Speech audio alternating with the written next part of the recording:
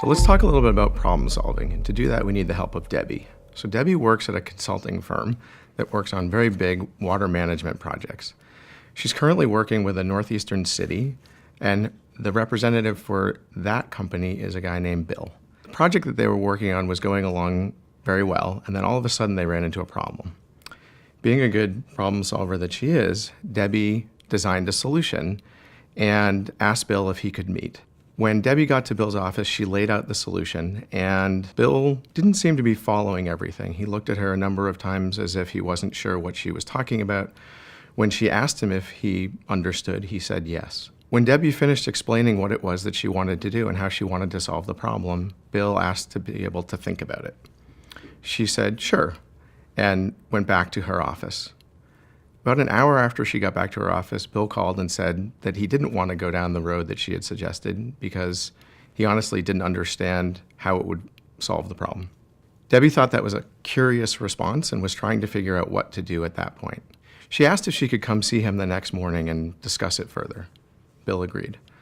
So the next morning, Debbie showed up at Bill's office and started asking Bill questions, and it was very clear to her that there was something else going on. Finally, she said to Bill, "Is there something that you're not telling me? Is there a problem I'm not aware of?" Bill thought about it for a minute and finally said, "Yes, there is.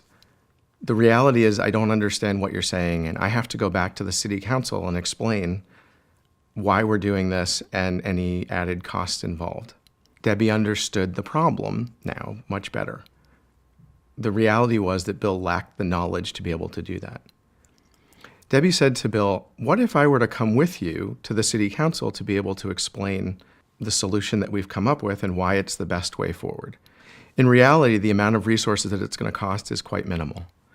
Bill looked at her and said, "You would actually do that for me? You'd come with me and help to explain all of this to the city council?"